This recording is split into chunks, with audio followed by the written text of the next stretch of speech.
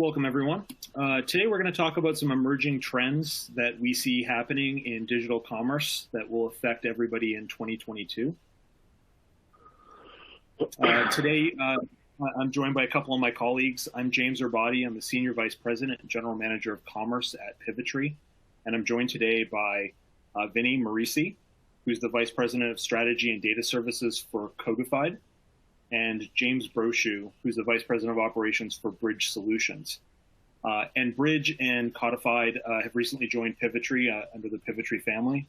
We were involved in merger acquisition talks with them last year, and both of those transactions are now complete. So welcome to the Pivotree family, guys. Pivotree is a frictionless commerce company, and so we provide products and solutions that design, build, and manage complex commerce ecosystems, which include data management, fulfillment, order management systems, and e-commerce platforms. And we do that for market-leading brands.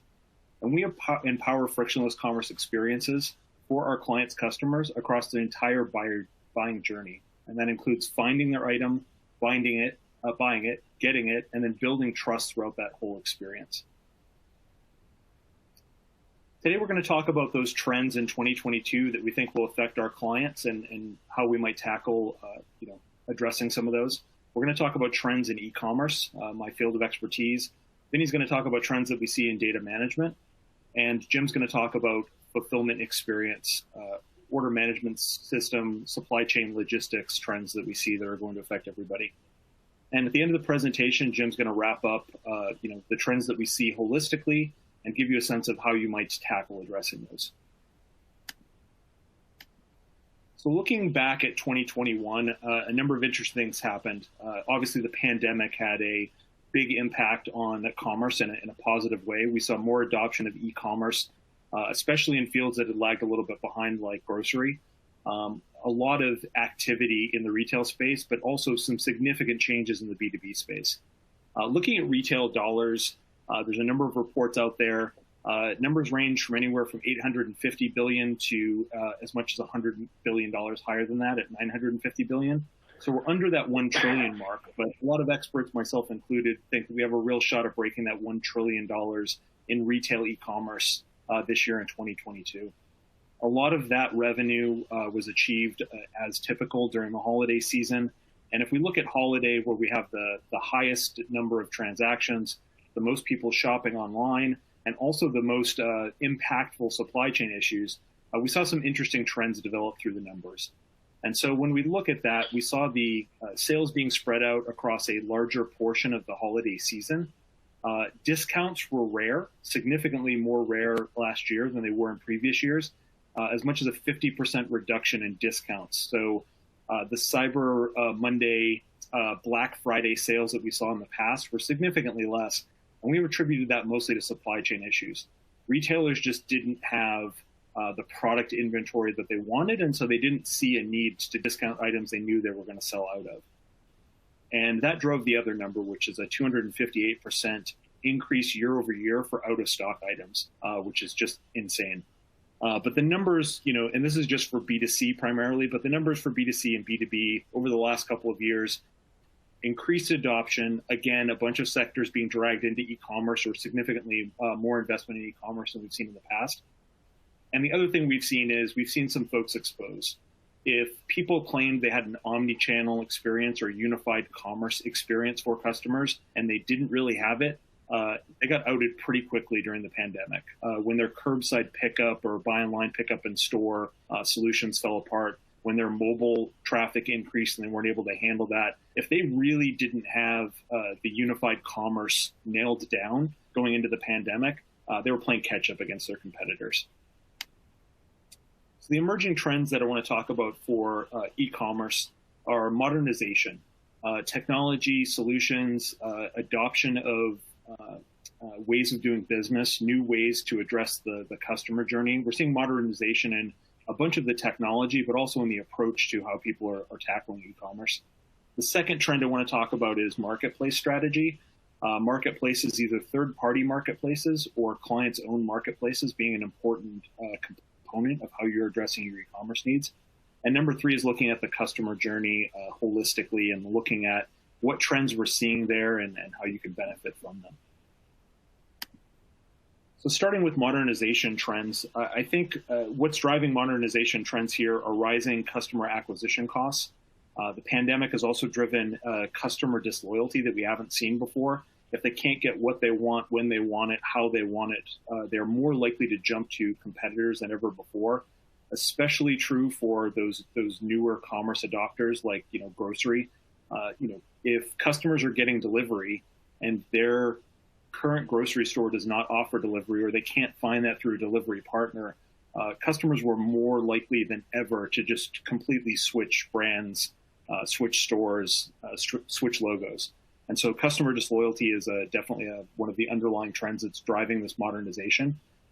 New customer experience, again, if customers want to buy online, but they want it that day, with supply chain issues, not being able to get things in the 2-day, Amazon Prime shipping kind of way they got it before, if they've got to wait a week for it, they may want to have options for how they get that instead.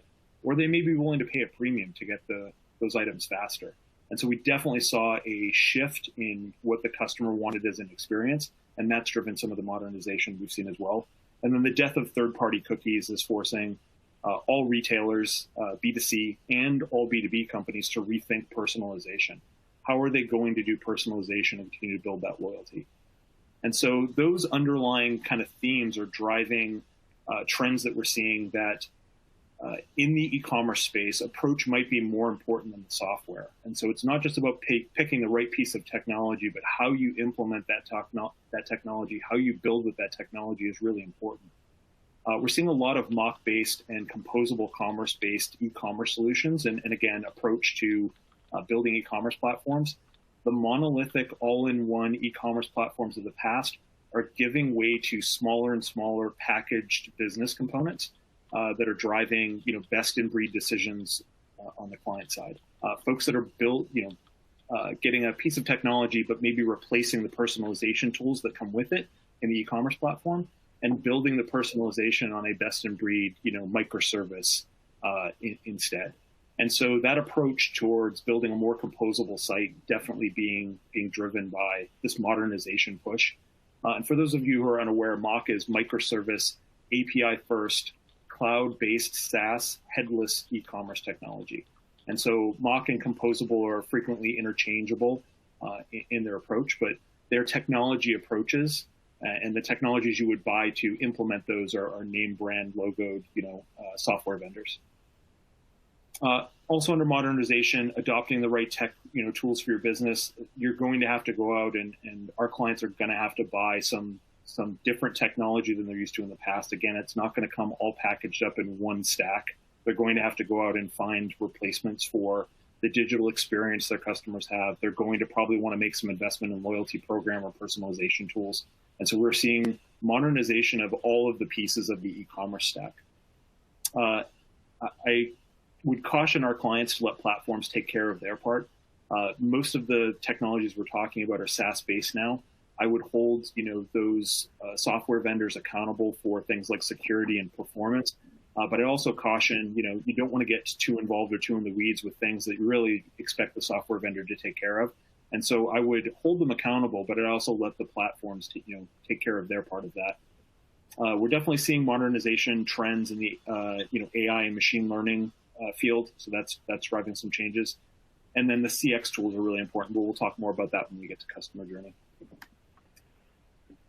Next trend, marketplace strategy. If you don't have a marketplace strategy, you're really not addressing a giant shift happening across all commerce, B2B and B2C. This could be as simple as an endless aisle, giving your customers more options for purchase. This could be part of your overall growth and partnership strategy. Everybody has to have an Amazon strategy, whether you're competing against Amazon and not participating, or your products are listed on the Amazon marketplace itself. These are all things you need to think about. And I think the biggest trend here is I saw a lot of people jumping into marketplace, but they didn't really have a strategy. There wasn't a plan for how they were attacking their marketplace problem. And I think that's the biggest trend I see is, people are stepping back and looking at what problem are we really trying to solve? What things do our customers really want from us? And then that's driving the marketplace strategy. And the last set of trends that I want to look at is customer journey. I've said this a lot, building great customer experience journey is simple. We just need to give customers exactly what they want, exactly when they want it, exactly how they want it, and then be prepared for them to change their mind on that constantly. Customer journey is really important. Again, I think our clients are finally stepping back and looking at long-term strategies for what things do our customers actually want, not being afraid to go out and try to do something, like a new piece of technology, social commerce, conversational commerce, live stream sales. Like, we have clients trying things and then deciding, like, is this the customer journey our customers want to be on? And then taking that information and making better, data-driven decisions about that all the time. And then the last point I'll make for trends I see in the customer journey is, I don't see enough people adopting this yet, but there is definitely a trend towards using the return process as part of this life cycle customer journey, and really taking the opportunity to wow customers in the customer return space. It's an important part of the journey not enough people are paying attention to. I think it's highly, an underutilized tool to engage with your customer base. We saw Zappos years and years ago completely change, the shoe market. Being able to allow easy returns of shoes meant that something that everyone had assumed would always be a brick and mortar problem, Zappos created a return process that changed the dynamic there, changed the paradigm. And I think there's opportunity in lots of other B2C and B2B places where your return policy, your return strategy could be a massive differentiator between you and your competition. And I'm going to hand it over to Vinny to talk about trends in data management. Awesome. Thank you, James. So really quick, let me reintroduce myself. My name is Vinny Marisi. I'm head of strategy and data services here with Pivotree. Now, one thing to keep in mind when we talk about data management is this behemoth of a topic that we talk about with a lot of organizations, everything from internal data lineage to reporting to planning to analytics. All of these different things are going to be important from the data standpoint. But one thing that we want to keep in mind when we look at it from a commerce standpoint is that data and the design of the data really comes to fruition when we look at a true experience and customer engagement for any sort of commerce lifecycle, right? We want to reduce bounds. We want to create engagement. We want loyalty. We want to keep people on the site finding exactly what they want to find and creating that proper shopping experience. So, of course, me as a specialist in data management, we have this biased view, is that data is this foundation to engagement on a commerce site. Now, in 2022, where does that leave us? What are the trends that we are seeing that has a foundation of data behind it that folks should understand, realize, take into account?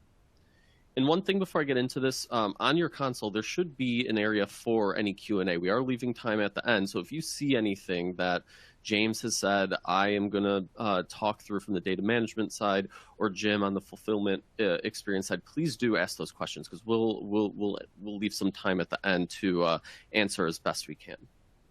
So what are some of these emerging trends as they relate to data management? Well, one is something James had kind of talked about previously, this idea of an endless aisle, this idea of more and more marketplaces coming to life and having an actual verifiable marketplace strategy for where your products are supposed to be going, who is going to purchase them, and where they're going to be purchasing them. And this has actually created quite an interesting model for those that are running these marketplaces, for those that are running endless aisle formats, is that I need a model of relentless onboarding, and that comes with its own sort of tasks and objectives and its own headaches and ways that they're trying to overcome many of those headaches. When I have this idea of, oh, I need relentless onboarding, I need an endless aisle, I need a way to create a larger and larger commerce experience to create a one-stop shop for my customers. Second, and this is kind of talking on both sides of my mouth, is we're seeing a massive increase in direct channel sales. So that has its own issues or its own pieces of data management to incorporate. How does this increase of direct channel sales on top of these folks that are also spending their time on the endless aisle model and creating that one-stop shop, how do these relate?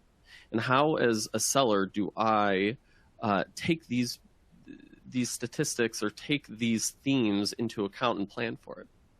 And third, very specifically to more of the actual engagement itself, is we're seeing an evolution in terms of how our customers want to go out and buy their products, or what that product experience is, through visual, through conversational product engagement, which is a bit of a seismic shift that hasn't really taken hold yet, but is definitely on the horizon, both in terms of what customers seem to be wanting and where the R&D is currently sitting right now. So let's talk through each one of these areas. First is what I had mentioned, this idea of relentless onboarding.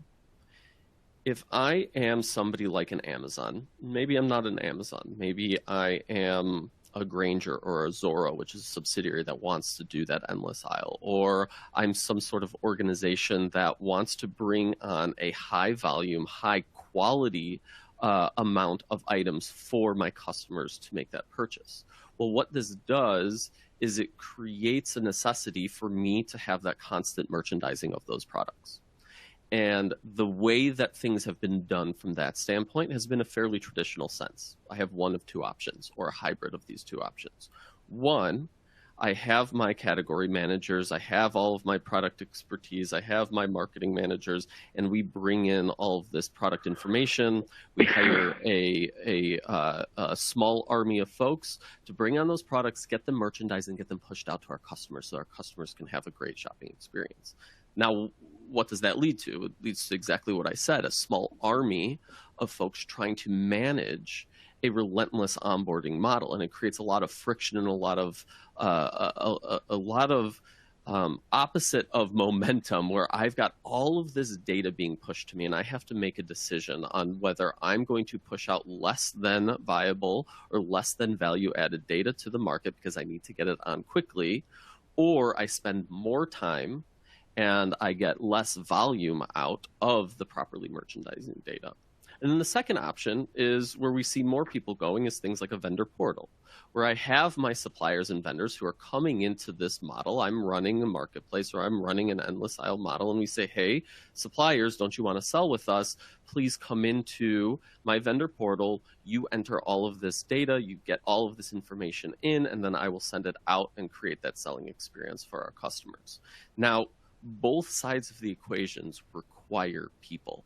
They require a lot of time and a lot of energy to merchandise those items, those products, to get to our customers. So what we're starting to see is automation, AI, ML, and yes, I know a lot of that is buzzwords within the industry, and I'll be the first cynic to talk about AI being talked about everywhere. But what we know is this is in front of us. One-stop shopping, marketplaces, endless aisle, SKU assortments that are getting into the millions of SKUs are going to require a lot of this technology that a lot of folks are putting time and energy into, because we want to create a way for those onboarding and enrichment and marketing and merchandising of these products to be seamless, or more seamless than they are right now. We want to talk about sustainability. And sustainability is not to have an army of folks to try and manage this model. It's to create a model that can grow in the long run, that can scale in the long run. And that's what we're seeing right now, is more and more of these models to help us, at least to some degree, automate. Now, the second area here is pretty much the exact opposite of endless aisle. It's actually direct channel adoption. It's more of these niche players, or it's more of these distributors or commerce players that are going directly to their customers. And there's a few reasons that we're seeing an increased growth in direct channel adoption. First and foremost, in terms of statistics, we're seeing about a 40% increase just from 2019 to 2021 on the adoption of direct channel sales. Now, that's not all from a data management standpoint. In fact, I have an opinion that one of the biggest reasons why direct channel adoption is coming into place is because of consumer confidence. It used to be, hey, I do my online shopping. It's all done through Amazon. It's all done through eBay or wherever I have my one-stop shops to be, because I don't necessarily want to place my credit card in multiple places. I don't necessarily want to have a model where I don't know when things are going to get shipped or delivered. But what's occurring is a bit of a shift in terms of I can now check out with PayPal everywhere. I can check out in a model where I don't need to throw my credit card around. And now, because of that, it has opened up the opportunity for me to start broadening my horizons. I don't need to go to Amazon for everything. I can go direct. I can go direct to folks that are actual experts within the products that they're selling. When I do that, now all of a sudden, product expertise becomes the main selling point. Why go to me versus go to Amazon, where Amazon is flooded with a bunch of, let's say, knockoffs or second-tier products, or it has a lot of good products, I just don't know which to sift through. I may as well go to more of a niche player, more to a direct channel that maybe has the thought expertise, that can guide me through to where I want, more so than just, hey, I've got categories that I'm sifting through and attributes that I'm going across to select the item that I want to purchase. From a data side, what does this mean? Well, it means as a direct channel partner, I'm doing more than sending my information to my distribution network. I'm also selling direct. This means that I have to create that actual thought leadership. I may know, and I may have the experience and the wherewithal of being in the business for however long I've been in that business, but I have to figure out how to broadcast that. I have to figure out how to get that to my own commerce experience so that people are coming to me. James mentioned disloyalty. Disloyalty is a major component of this because people are more confident to move around now. So I am disloyal to one, but I can create loyalty to another area or another specific site that I want to go to that may specialize in certain goods, because I don't necessarily need to have a one-stop shop. If you really think about it, they're just hyperlinks. It's a click of a mouse to get from one shop to another. And if I'm confident with a direct channel and I'm confident with what they sell in terms of the quality, and they've got the experience for me to be confident to know that they know what they're talking about and this is the best place to go to, then of course I'm going to make my purchasing decision with them as opposed to somebody who really doesn't have that wherewithal. So the third aspect I want to talk about is more in terms of how we're engaging products themselves, regardless of the models I have just talked about, whether it's the one-stop shop or more of these niche commerce experiences or these direct channel commerce experiences. The traditional way that we go about making our experience or our purchases or identifying which item I want to buy is I go to my website, I go to a landing page, I find it through a categorization structure, and then there's attributes about those products that I'll click on and I'll say, hey, I want a 55-inch LED TV, and then I'll find it. Well, that model starts to fall apart the more complex of an item that I'm trying to sell. If I'm selling a TV, that model may work great. If I'm trying to sell replacement parts, or if I'm trying to sell some very nuanced or specialized items, then all of a sudden we're moving away from the basics of creating attribution and the values associated with those attributes so that people can create a comparative shopping experience to let's create some visual designs. Let's show people what it means when I say thread type, or when I say overall length, or when I say shank length. These types of models create an experience so that, again, I'm actually creating a thought leadership level of support directly baked into my experience so that people can understand what they're buying and be more confident with those purchasing decisions. And then leading into that from more of a visual standpoint is all of a sudden conversational searching is becoming the next big thing. Now, chatbots, yet another buzzword that I'm using right now, has been around for a while. You've seen folks like Microsoft and Google. They've been pushing their own chatbot APIs and getting those embedded. Now, the issue with a chatbot is it's an enabler in of itself. You need to have the proper constructs and the proper data underneath in order to accomplish some of the really neat things that you could do with it. And some of those things that you can do with it is all of a sudden expanding the way that people interact with products. When I go into a physical store, there's a lot of things that I can do, and there's a lot of things that I can ask of somebody who's working at that store. That's more than simply, I want this specific SKU. Right? You don't normally do that, but most commerce experiences are designed exactly like that. You're guided to a specific SKU. So it could be as simple as, I'm looking for a 10-foot ladder. But what if you have a broken item? And what if you need a replacement part for it? And what if you don't know exactly what it's called? What if you're looking for an application of something? I need something that can cut through sheet metal, and it needs to fit on this XYZ model number that I have. Or I'm looking to save money. I have this. Do you have any equivalents of this that may be cheaper for me? These types of experiences right now are fumbled through a normal or traditional commerce experience, and you have to use the site search. You have to use the actual faceted search through the attributions that you really don't know about, or you end up going the traditional route and actually picking up the phone and asking these types of questions.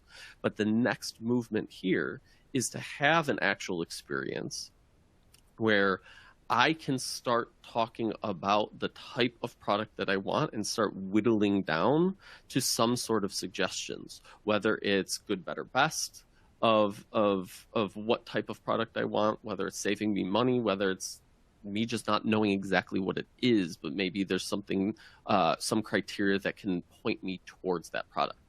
Every piece here has a foundation of data organization and data values that are designed in a way that can fulfill these sort of experiences.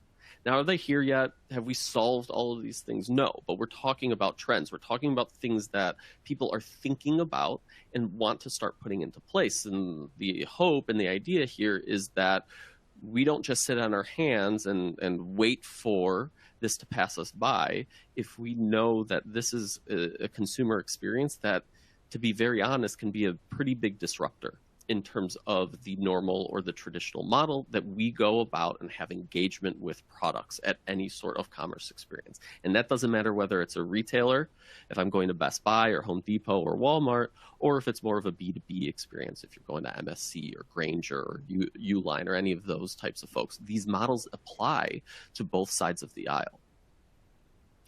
So with that, I'm going to hand it over to Jim, who's going to talk about fulfillment experience. Yeah, thanks. Good stuff, guys. And some of the things you're talking about are scaring me a little bit, because my group's job is ensuring that there's a solid customer experience, and part of that is the fulfillment experience. And if we really are on the road to $1 trillion or more of e-commerce sales that's facilitated by this seamless experience driven by data, then I have some work to do, right? So I think that's a really good pivot point for us, because what I want to talk about is fulfillment experience, and that's really a lens that we apply to supply chain trends at Pivotree that acknowledges that the experience for our customers doesn't stop with digital, right? It's almost always going to cross into real-world logistics, and our focus is on enabling the physical delivery of goods, which, if it's done well, can look as simple as an on-time package delivered, to James's point, exactly where the customer wanted it, with clarity throughout the entire fulfillment process. When fragmented or broken down, though, the customers see orders arriving late, not arriving at all, or they're incorrect when they do arrive. And this drives a snowball of reverse logistics costs, refund and appeasement costs, and so many other knock-on effects from just something as simple as an order being a little bit late. Conversations with our customers that we've been having with our customers have identified that for many of them, to that seamless, one-channel experience, a single delivery exception issue with delivery of an order can be enough to drive a new customer away from their brand for good. And with all the hard work that James and Vinny are doing to drive customers in, I want to keep them. But there's some macro level trends that are making that challenging. So, oops, sorry, trying to advance the slide there. There's some macro level trends that are making that challenging. So there's havoc at our ports, and that isn't really showing any signs of abating at scale. And prices for things are continuing to rise. So I think we're all coming to a realization, which is just waiting out this great supply chain disruption that we're all seeing is probably not going to be sufficient to meet our customers' demands and expectations. And again, if James and Vinny are able to drive the volume that they're talking about, then the supply chain and logistical challenges are getting more and more urgent to solve. We're looking at some key metrics like average supply chain accuracy, so inventory visibility, ability to deliver when we say we will, is as low as 63%, according to some sources. 34% of businesses have actually sold inventory they don't even have. And I don't mean inventory that they don't have physically. I mean, they don't have access to it and they think they do, and it's costing customer experience on the delivery side. And then we've got the really large number that actually exceeds that e-commerce total that James mentioned, which is the 2020 stock out dollar value is estimated to be around $1 to $1.1 trillion. So all of these stock outs, supply chain issues, they're pointing at a number of things that we can focus on from a trends perspective. Things like the decreases in reliability of our carrier network. So carriers are getting less and less able to deliver goods on time. And the question is, what do we do about that? Similarly, we're focused on making sure that we have true visibility to our inventory, regardless of where it may be, whether it's being sold by a marketplace partner, a third-party fulfillment location, whether it's in one of our warehouses or one of our stores. Getting that visibility is a real focus for us, and it's driving a lot of these concerns, and we're going to look at that trend. And then the other trend that really is an interesting one, because it's becoming very obvious in day-to-day conversation, but there are a lot of retail, warehouse, and general workforce issues where we're having a hard time finding the number of people, the caliber of people who have been trained and are able to execute on our normal supply chain vision. That's getting harder and harder day by day, and I think we want to take a look at that. So when we look at the labor shortages, we're going to look at, let me move on to the next slide.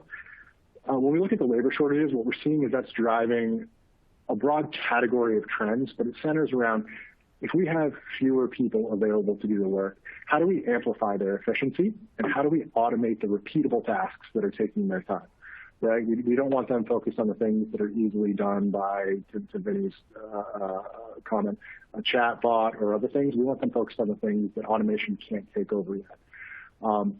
And when we look at the delivery capacity issues, what this is driving is people are re-inspecting their transportation strategies. A lot of customers were aligning to individual carriers, focused on bulk discounts and those things. That is shifting in the market, and I think it's important to take a look at how that's shifting, as well as some of the impending trends that we can take advantage of to really get value from our supply chains. And the last trend that we want to take a look at is a lot of these disruptions are forcing retailers to even rethink how are they deploying their inventory. Calling back to marketplace trends, some of the drivers for that are the lack of ability to actually house inventory where we used to, even as recently as last year, 2 years ago, and get it to our customers on time. So that's driving marketplace, it's driving micro-fulfillment, some other strategies that we'll take a look at here today and try and unpack a little bit and see where there's some opportunity. So these declining service levels combined with shrinking labor pools, shrinking IT and business teams, are causing us to rethink the timelines for ourselves, right? No one anymore would say that I think our supply chain is all set for the next 10 years. The cycle time for change is really getting measured in months, days, and weeks now. And the good news, the tools are starting to become available to assemble a solution that can meet those expectations and alleviate some of those problems in the short term. But it doesn't mean those long-term strategic discussions aren't valid. So James said an interesting point earlier that I really liked, which is in commerce, we're heading in a direction where the approach may be important in the software used. And I think that is true of supply chain as well. How we're looking at our supply chain and how we're revamping it in light of all of the various tool sets available may be the more important discussion for us to be having, as opposed to, do I need a new order management system or a warehouse management system? I think we need to be focused on those individual discrete problems and assemble solutions to meet those needs. So in line with that, the first trend that I'd really like to take a look at is the competitive labor market and some of those strategies that retailers are looking at to amplify and automate their effectiveness, right? So we're seeing a lot of interaction with things that amplify digital automation.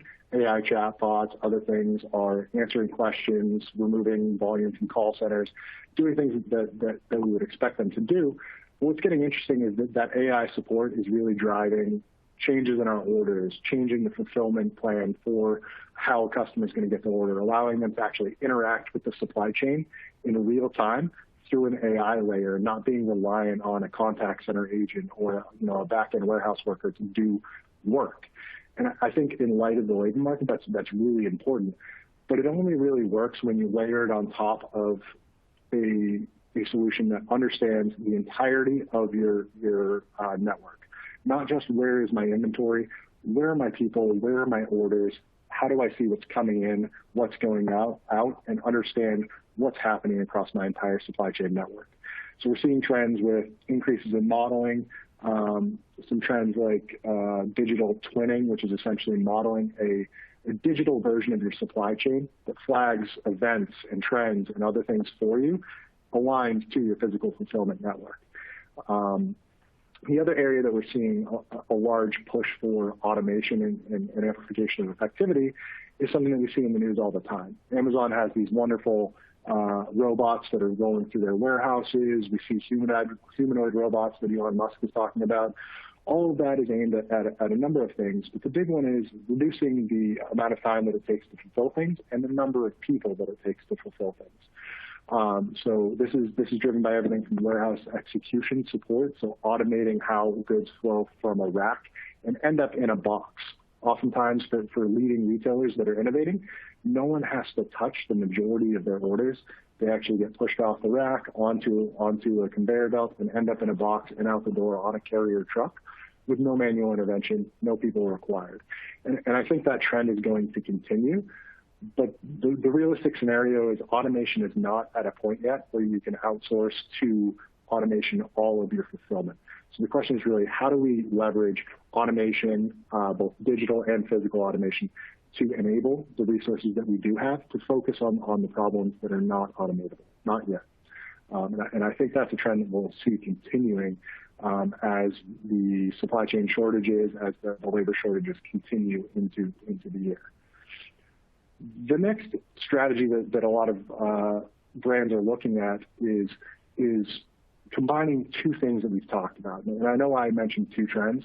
One is the lack of predictability in our carrier networks, and the other one is needing to have a better inventory strategy and understand how we're utilizing our inventory. The thing that we're looking at from a supply chain perspective is this is inextricably linked.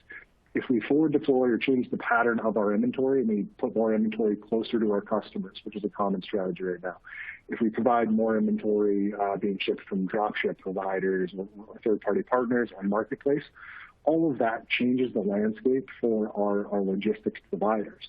And these two things have to work in tandem. And so while they're two trends, we think that they really are inextricably linked.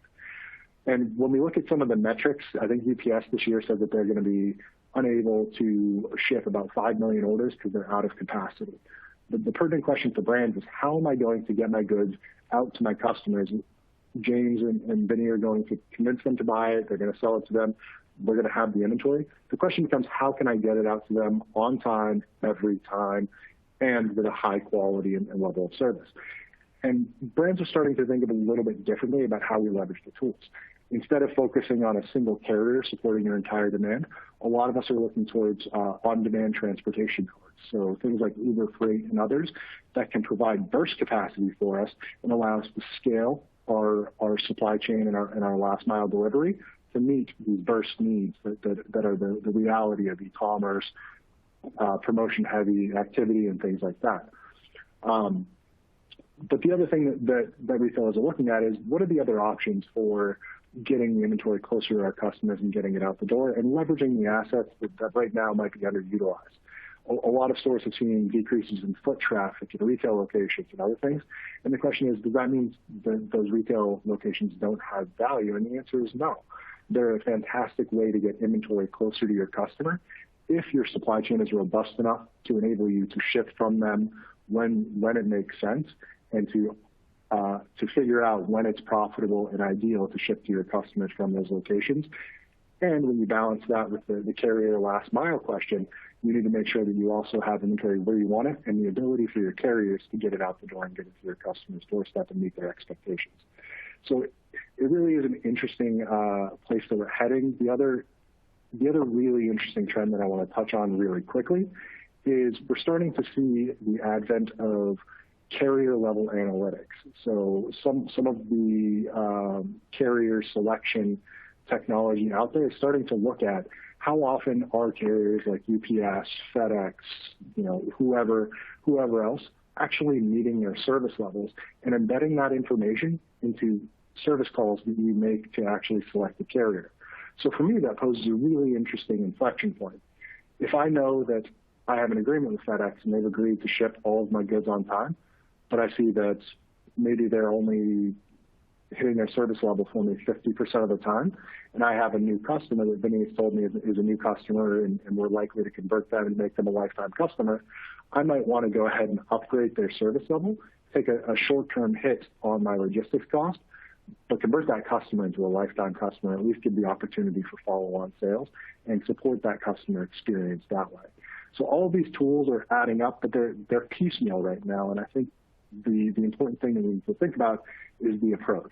How do we integrate all of these pieces into a holistic package for our customers so that we can react to change, we can deploy according to the shifting sands that we're building on, and make sure that we can keep up with that pace of change and hit the growth numbers that we're trying to hit $1 trillion in e-commerce sales in a year without disappointing our customers.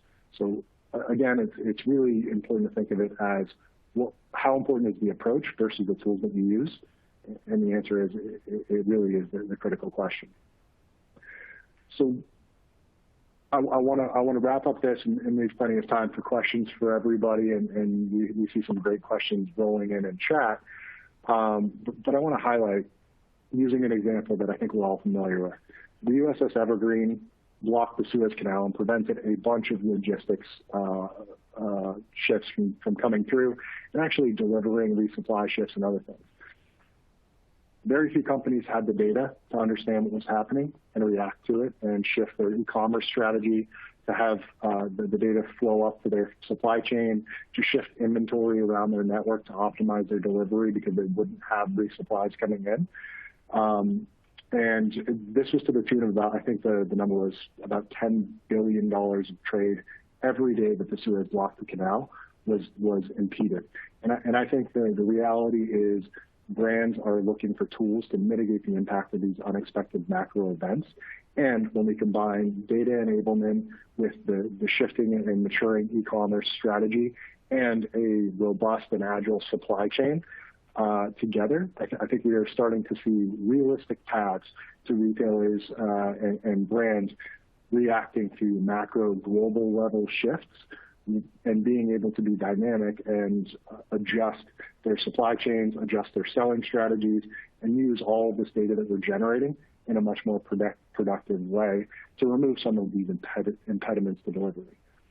So I think the end result of all this is a better customer experience on the front end, seeing the information about the products that they have when they want to see it, being able to buy products and being able to get them to where they want them to be, predictably, reliably, and exactly how they want it. So I think with that, it's probably a good time to move over to the Q&A session. I've seen some good questions rolling in. So if we could roll over to that, that would be awesome. It looks like we have a lot of great questions. Thank you very much, everyone, for sending your questions in. The first question is about the replay of the webinar and whether or not we'll be emailing a copy. Yes, please keep an eye out on your inbox. We'll definitely send out a recording in the follow-up email. So a lot of great questions. John has a great question on returns. He asks, is there any model being set to remove the print the label and drive to shipper method? Seems like a winning model is print and put at front door for pickup. Any comment on that, guys? Yeah, John, I think I can take that and talk a little bit about some of the interesting things I'm seeing on the returns front. So you're right. The average model is print the label or take the label, it's in the box, stuff your goods back into a box and ship it back out. And usually it's driving it to the fulfillment location, to a FedEx facility, UPS facility, et cetera. We're seeing some interesting trends, including different drop-off points. So localized drop-off points, including McDonald's. I think Kohl's has an Amazon returns program where you can actually drop off returns to Kohl's location. And we're seeing some pilot programs out there, including things like drop boxes, printing it out, leaving it out at your doorstep, and having the last mile providers pick it up. And I think one of the trends that I'm watching very closely, that was actually a startup out of Atlanta that was doing something interesting, is they were actually utilizing excess Uber and delivery capacity to pick up things and take them there, right? So as you're driving around, if there's something that needs to be picked up at a location, you can actually pick it up from the doorstep, drop it off, and do those things. So I think there's some really interesting trends. I'm not exactly sure which one will be the winner, and my guess, which is kind of in line with the trends that we've talked about so far, is that it's going to head in the direction of aggregated solutions, where it'll be a number of things and a menu of options that drive it to what is the most convenient way for customers to get their returns back. The other interesting area for brands to start thinking about is there's some analytics platforms and other things out there that are asking the question, how do we prevent the returns in the first place? So not all orders are created equal, and some customers are less likely to return goods. So running your analytics and understanding who you might want to target for promotions and other things for certain types of products that they're likely to return, especially if they're bracket buying and buying small, medium, large, and other things. There's a lot of opportunities for us to use the data to drive a better returns experience or even prevent it altogether. And I think one of the things slowing that, thank you. Yeah, I think one of the things slowing that down is the supply chain's so broken right now. A lot of retailers are having trouble just getting products to customers. So the idea of returning those products via that same broken mechanism that's UPS, USPS, FedEx, Canada Post are all way behind in delivery. And so with the broken supply chain, I think there's definitely a trend towards making it easier, John, to answer your question. But I think right now there's just not the capacity. And so those folks that are using Uber and Lyft, those are thinking out of the box solutions because there's just not enough resources to do it with the same delivery mechanism, to do the return mechanism through that same channel. There's just not enough bandwidth there yet. Okay, we've got another interesting question from Martin, who asks, we've heard a lot about exciting trends productizing data assets to deliver improved customer experiences. What kind of trends are you seeing in terms of data governance or stewardship and the growing dialogue about expandable, transparent, and fair AI? Yeah, so I can take that one. So first off, let's start with the question about AI being explainable, being transparent, being fair. It's probably the question of the decade. To be honest, I think it's a very important topic to cover, because what do we know about AI? Well, AI can absolutely help you, your organization, your employees be a lot more productive, be a lot more efficient. It can allow for prescriptive things to happen, whether it's internally to the enterprise or externally to your customers. It also helps you do things better, more accurate. AI has a lot of foundational elements that are really exciting. But, and this is a big but, it's still created by humans. And when you create the algorithms, and when you create these models, whether it's, IBM through Watson, or Facebook has their AI, Microsoft has their AI initiatives and all of the R&D behind it, you need to be able to almost at first take responsibility that, yeah, humans build these platforms, and therefore, even though it is AI, we need to make sure that there's no unconscious bias built into that. There's actually something called bias busting going on. Bias busting is a model by which these organizations go in and they, in essence, run a supercomputer behind the scenes to go and research around bias that's coming off of the capabilities from their AI platforms, and then to fix it over time. The other option is to make things more transparent and actually expose, what's hidden behind the scenes of AI in terms of how the algorithms are designed or what things it takes into account. We actually see this in practice with something that is not necessarily AI, but is very close to home for Google, right? Google's whole differentiator, if you really think about it, is the algorithms to which their search engine is created. Now, the problem with exposing or being transparent with algorithms is you now have the ability for people to take out those algorithms and to game the system, right? So there's give and take to a lot of this, and that's why there's no real easy question. I think it's a very important question because with the advent of AI coming into play, and again, it may not be a part of a lot of things we do right now, but it certainly, in terms of the amount of dollars being spent into R&D and into automation and to kind of the first step, which is machine learning that then gets into true AI, is definitely coming. And so that's a great question. I think people are recognizing this. I think people are understanding bias. And then the last piece that I will say about AI is not all data is equal, right? There is data that is associated with a person and their demographic and their interests and all of these various things about a person that all of a sudden you start getting into more of an ethical discussion that I think rightfully so is happening right now pretty much throughout the world. But then you have things that we're talking about or that I talked about previously in terms of the product data. How can AI all of a sudden make a better buying experience, not necessarily to say, hey, I know you're interested in, this sport, you're this age, and therefore you're going to like this product, but more in terms of a customer coming in and asking a question and then utilizing all of the data that you have to then answer that question properly. I think at that point, you're really utilizing AI, not in a way that is necessarily trying to predict something based off of you as a person, but predicting something based off of what I have as my product line and off of things that I should be answering properly to you. And I think that is a really cool, neat first use case before we start expanding all of the capabilities of AI. And then lastly, because I know I was long-winded about the AI, data stewardship and data governance, this is a component of an enterprise that is becoming increasingly important and imperative.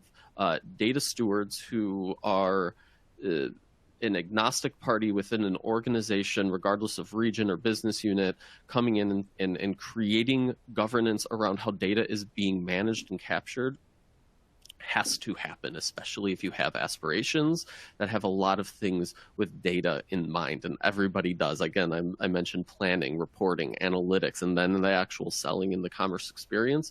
It's massively important to get these data stewards, these information architects in-house. Great question. Great question. I think we have time for about one more, and Gustavo asks a really great frictionless commerce question. And guys, I'll jump ahead to this slide, and maybe you can talk about Pivotree's offer as you answer Gustavo's question here. And Gustavo asks, since these areas are all interconnected, how do retailers determine which of these is the right starting point to address the important topics? So a supply chain challenge, for example, could originate from issues with data, etc. So yeah, anyone, guys, is welcome to take this one. Yeah, I'll jump in, but I think Vinny and Jim should talk to this as well. I think it starts with, regardless of where you think the problem originates, if you think you have a data problem or you need to replace your e-commerce platform, or maybe you have an order management issue, I think it starts with a conversation. I think one of the things we bring at Pivotree is a holistic view of that.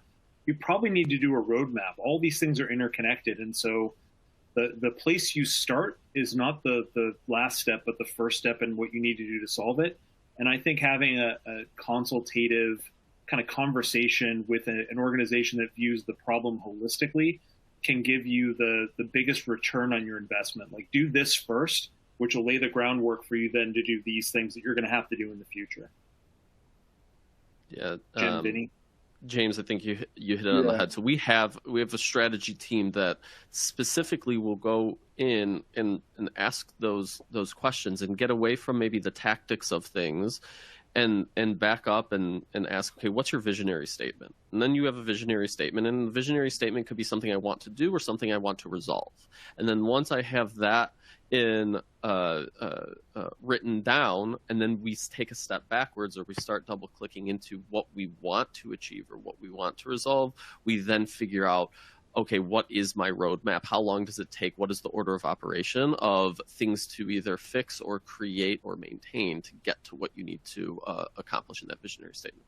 Sorry, Jim, I think I interrupted you. No worries. And I'll actually tie back. I see another question in the chat that really is put in here. The question of where to start, it really depends on what the combination of issues and problems are that you're looking for. And I think Jim Benju in the chat had asked the question about with returns rates running really high, essentially what are retailers looking to do about that?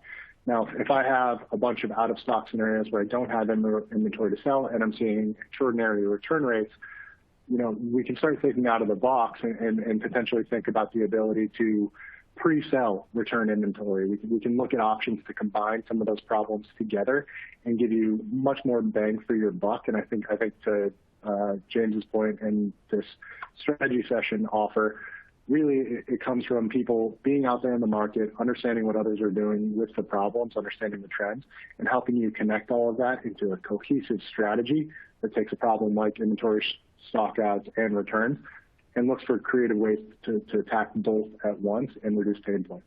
So I think there's a lot of creative options out there, but a lot of it starts with just the discussion with the right people. Listen, guys, this has been a fantastic conversation. We've had a lot of great questions come in, and unfortunately we can't get to them all, but we want to keep this conversation going. So please take us up on this consulting offer, or reach out to us on social media. We want to continue the frictionless commerce conversation. We're available and we're here to talk to you. And that concludes today's presentation. Thank you very much for attending. And thank you, SmartBrief, for hosting our presentation today. Thank you, everyone.